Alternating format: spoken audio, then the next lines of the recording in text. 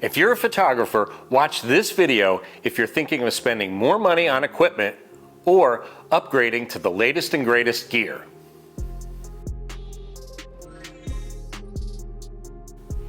Hi, it's Mike from Lifestyle Boudoir. Before we get into it, just a little disclaimer. Please know that like all of my videos, everything I say mostly pertains to what I shoot, boudoir, and it's just my opinion. I'm not here to sell you anything, and my videos are not sponsored, so my opinions are truly my own. First, let me say that yes, great gear is totally helpful, but it's sometimes also a crutch. If I only had this magical new lens, my clients will pay me more money. No, they won't. Come on, you know what I'm saying. Think about this. The more complicated your setup gets, the less time you're communicating with your client. Lately, my priority is to simplify my gear and focus on my client. The client only cares that they had a wonderful time, felt great about the shoot, and they got beautiful photos. They don't care if you use the latest Nikon or top-of-the-line Canon. They really don't. Now, do I like gear?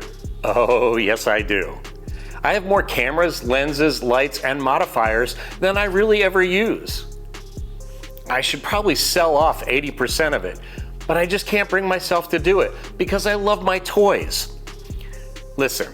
Always upgrading to the latest gear can send you to the poorhouse, and in your heart, you know it's not going to make a noticeable difference in the quality of your work that your client buys from you. On YouTube, there's so many review videos telling you all the reasons you need to level up your gear or why you must have this new gadget. Well, I'm here to tell you that one of the best ways to level up is to not buy the latest equipment. Maybe, just maybe, it's a better move to take a step back. To learn the gear you already have so well that when you're in a session, all you're thinking of is your client. How to help them relax and make them look incredible and not worry about your gear. I mean, in boudoir, it's all about helping the client to relax and feel beautiful, romantic, sexy, and empowered. What does that have to do with camera settings and lighting equipment? Not a thing. People buy feelings and emotions. If you spend time messing around with your gear and lights, taking test shot after test shot, it would take your client out of the headspace they need to get romantic looking images. And remember, it's not always about taking the most technically perfect image. It's about the emotion that image brings when the client sees it. You know, an old mentor of mine used to say that what you really need is ESP. ESP stands for Expressions, Sell, Photographs.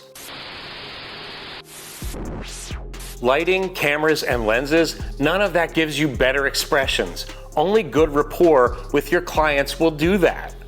Now, there's more juicy advice coming in this video, but if you're enjoying the kind of stuff that we're showing here, why not throw me a like and subscribe? Now back to the subject at hand.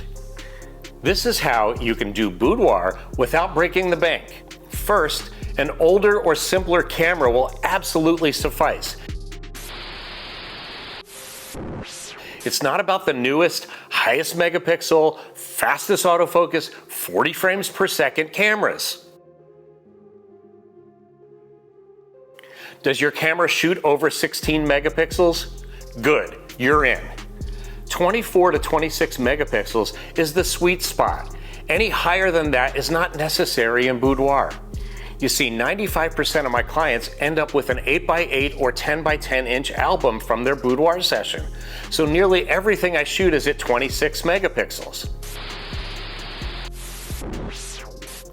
Larger wall prints? On the average, the biggest they generally get is a 20x30. You don't need 40, 50, or 60 megapixels for that. Older and simpler cameras work great. In a recent video, I talked about a shoot I did with just the Fuji X100V. The X100V is a 26 megapixel fixed lens APS-C camera that's just a simple, elegant tool. Check in the description for the link for that video. It's proof that it's not the tool, but the person using the tool that creates the image. So if I were to start shooting boudoir from scratch today, here's how I'd do it. I would get a new or used but decent camera body. I use Fujifilm myself, it's just what I prefer, but any brand is capable of taking great images today.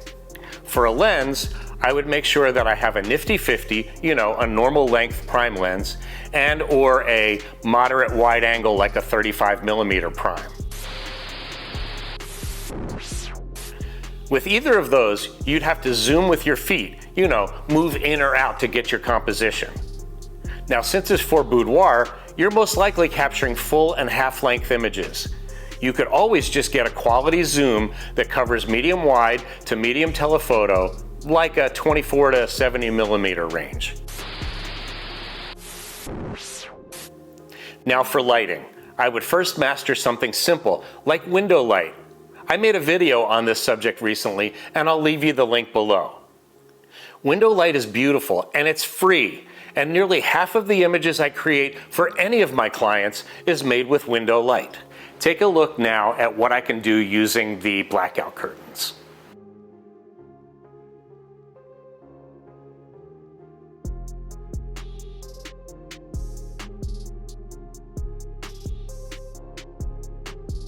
Now, whether you use window light or LEDs or speed lights or even studio strobes, the latest and greatest or the most expensive do not matter. Light is light. It's just how you modify and control it. That can be done inexpensively with shears, scrims, reflectors, and V-flats. And finally, now let's talk about backgrounds. Backgrounds? Hello. It's boudoir, which literally means bedroom. It's not headshots or high school senior portraits, so shooting in real environments produces far better results than fake backgrounds. Real environments give you more depth and a sense of place that will add something to the story you're telling. Heck, shooting in the client's home would be way better than a painted background. Look, hopefully you get where I'm going with all this. If you take anything away from this rant, it's this. The money you make from boudoir is directly related to the client experience and the feelings they get when they look at the photos, not the toys you photograph them with. Anyway, this is where we'll stop for today. But in the near future, I'll be doing much more in-depth videos on both the must-haves as well as the things you definitely don't need to shoot boudoir. Whether you're a seasoned professional or just getting started in boudoir, I do hope you found this information helpful and you enjoyed the video. So until I see you in the next one, take care.